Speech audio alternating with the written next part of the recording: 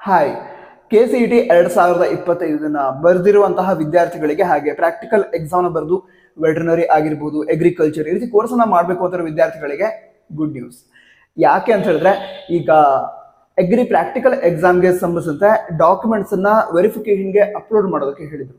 ಅದಂತರ verified list, ಹಾಗೆ students ಯಾವ ಸ್ಟೂಡೆಂಟ್ಸ್ಗಳ documents correct ಆಗಿ ವೆರಿಫೈ ಆಗಿಲ್ಲ ಅದರ ಲಿಸ್ಟ್ ಅನ್ನ ರಿಲೀಸ್ ಮಾಡಿದ್ರು. ಅಂದ್ರೆ eligible and non eligible candidates ಅದರ ಲಿಸ್ಟ್ ಅನ್ನು ರಿಲೀಸ್ ಮಾಡಿದ್ರು. ಈಗ ನಾನ್ ಎಲಿಜಿಬಲ್ ಲಿಸ್ಟ್ ಅಲ್ಲಿ ಬಂದಂತಹ ವಿದ್ಯಾರ್ಥಿಗಳು ಏನಿದ್ರು ಅವರಿಗೆ ಈಗ ಯೂನಿವರ್ಸಿಟಿ ಏನಿರುತ್ತೆ ಅಲ್ಲಿ ಹೋಗಿ ಆಫ್ಲೈನ್ ವೆರಿಫಿಕೇಶನ್ ಮಾಡಿಸಬಹುದು ಅಂತ ಹೇಳಿದ್ರು. ಅದರ ಡೇಟ್ ಅನ್ನು ಅನೌನ್ಸ್ ಮಾಡಿದ್ರು ಅವರು. ಯಾವಾಗ ಅಂತ ಹೇಳಿದ್ರೆ ಈ ಏಪ್ರಿಲ್ 29 ಅಂತ.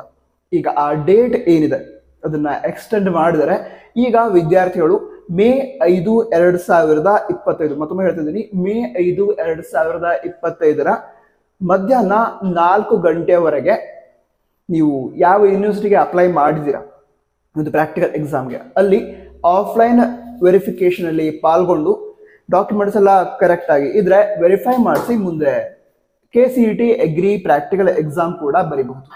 ಸರಿನಾ? ಈ ಒಂದು ಇನ್ಫಾರ್ಮೇಶನ್ ನಿಮ್ಮ ಎಲ್ಲ ಫ್ರೆಂಡ್ಸ್ಗೆ ಶೇರ್ ಮಾಡಿ. All the best. ಜೈ ಹಿಂದ್. ವಂದೇ ಮಾತರಂ.